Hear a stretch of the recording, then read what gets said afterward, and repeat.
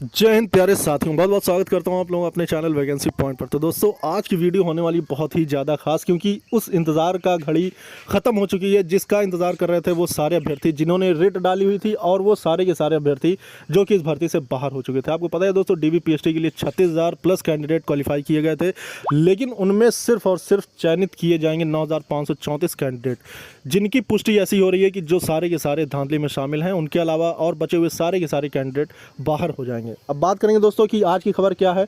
आज ही high court यानी कल की जो तिथि 7 जून 2022 की तिथि थी, आपको मैंने पहले ही बताया था कि दो तिथियां हैं जो बहुत ही बड़ा फैसला कर सकती हैं। तो दोस्तों वो पहली तिथि थी 7 जून 2022 और दूसरी थी 16 जून 2022 की। तो 7 जून वाली रिट में यह फैसला हुआ कि दरोगा भर्ती 2021 में चयन अब हाईकोर्ट के फैसले के अधीन, यानी कि अब उसमें चयनित जो अभ्यर्थी होंगे यानी उनकी जो चयन प्रक्रिया होगी वो हाईकोर्ट के आदेश के हिसाब से ही होगी, यानी कि इस भर्ती में लग चुका है पूरी तरह से स्टे।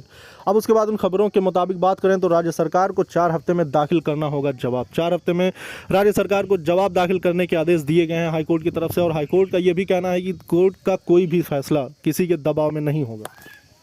फिर वहीं बात करें दोस्तों तो इलाहाबाद हाईकोर्ट की लखनऊ पीठ ने मंगलवार को एसआई भर्ती 2021 में अंतिम चेयर नियुक्ति को याचिका में पारित करने वाले निर्णय के अधीन कर दिया है। न्यायमूर्ति सुभाष विद्यार्थी की एकल पीठ ने, जी हां दोस्तों, न्यायमूर्ति सुभाष विद्यार्थी की एकल पीठ ने यह आदेश रविंद्र प्रताप सिंह व अन्य 49 अभ्यर्थियों की याचिका पर दिया है। यानी कि इससे ये अनुमान हो गया है कि फर्स्ट बेंच यानी जो सिंगल बेंच थी, इससे इस केस को जीत मिली है, और इस पर भर्ती बोर्ड से 4 हफ्ते के अंदर जवाब तलब किया गया है। अब आपको पता ही है दोस्तों कि किस तरह से इतनी बड़ी धांधली हुई थी, और धांधली में ये भी पाया गया था कि बहुत सारे ऐसे कैंडिडेट हैं जो कि इस भर्ती की धांधली में शामिल हैं। आपको मैंने पिछली वीडियो में बताया था कि वही भर्ती बोर्ड के द्वारा अधिकारी नियुक्त किए गए थे जिन्होंने 178 अभ्यर्थियों के खिलाफ कार्रवाइयाँ की थी और उनकी गिरफ्तारी भी की गई थी। तो अब वही साक्ष्य पेश किए गए हैं हाईकोर्ट में। हाईकोर्ट ने सिंगल बेंच पे जीत देते हुए अभ्यर्थियों को एक बहुत ही बड़ा आश्वासन और साथ ही साथ एक बहुत ही बड़ी एक हिम्मत दी है और एक उम्मीद दी है कि अब इस भर्ती का री एग्ज़ाम होने के पूरे चांसेस नज़र आ रहे हैं। अब उसके बाद देखना यह है कि अगली सुनवाई जो कि 18 जुलाई को होनी है, उसमें क्या फैसला या क्या निर्णय निकल के आता है। लगातार आप लोगों के साथ जुड़ा हुआ है वैकेंसी पॉइंट चैनल, आप लोग ज़्यादा से ज़्यादा सपोर्ट कीजिए दोस्तों। आप लोगों के हित में, आप लोगों के साथ संघर्ष में कदम से कदम मिलाकर चल रहा वैकेंसी पॉइंट। तो ज़्यादा से ज़्यादा सपोर्ट कीजिएगा दोस्तों, वीडियो लाइक और शेयर करते रहिएगा। और आपको मैंने पिछले ही बताया था पिछली वीडियो में कि दरोगा भर्ती से जुड़ी हुई जितनी भी खबरें हैं, और इसमें एक सबसे बड़ा मोड़ ये भी निकल के आ रहा दोस्तों कि इसमें मैं जो इसकी पूरी खबर है इसको मैं अपने टेलीग्राम पे शेयर कर दूंगा। आप लोग मेरे टेलीग्राम का लिंक जो है वो डिस्क्रिप्शन में मैं उसका लिंक दे दूंगा, आप वहाँ जाके ज्वाइन कर सकते हैं। दोस्तों मैं आपको एक बात और इसमें सबसे बड़ी खास बात बता दूं कि इस भर्ती का जो मेन मोटिव है, यानी जो ये याचिका जो दाखिल की गई है, इसमें सिर्फ और सिर्फ एक बात कही गई है कि इस भर्ती में बड़े पैमाने पर धांधली हुई है और इसे रद्द करके इसका री एग्ज़ाम कराया जाए। तो इस पर यह फैसला आया हुआ है, और अगर इस पर हाईकोर्ट ने कुछ भी एक्शन लिया है तो इसका मतलब इसका जो भी निर्णय निकल के आएगा वो फाइनली री एग्ज़ाम का निकल के आएगा। और इन्वेस्टिगेशन की जो रिट थी वो 16 जून की थी।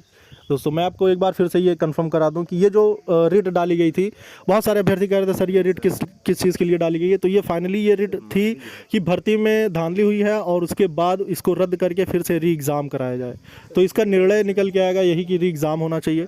और जो 16 जून की रिट थी जिसको पूर्व IPS अमिताभ ठाकुर ने डाली है, उसमें निर्णय निकल के आएगा तो उसके लिए SIT का गठन किया जाएगा, और उसके बाद SIT जाँच करने के बाद अगर उसमें धांधली पाती है तब उसका आगे का निर्णय हाई कोर्ट या फिर SIT के सामने होगा।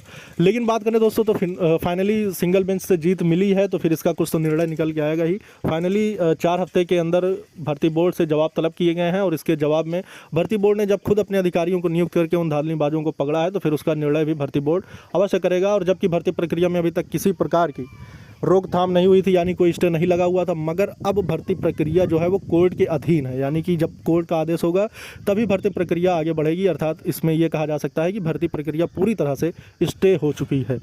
तो अभी तक ये भी बड़ा एक मुद्दा था दोस्तों कि भर्ती प्रक्रिया अभी तक चल रही है, तो इसका मतलब ये होगा कि राज्य सरकार का पूरा सपोर्ट है, मगर कोर्ट का ये भी कहना है कि किसी के दबाव में कोई भी फैसला नहीं होगा। कोर्ट बिल्कुल पूरी तरह से न्यायपालिका स्वतंत्र है और वो अपने निर्णय लेने के लिए खुद सक्षम है। तो दोस्तों लगातार सारी जानकारियों के लिए चैनल से जुड़े रहिएगा। इस वीडियो में इतना ही, फिर मिलेंगे। जय हिंद, जय भारत।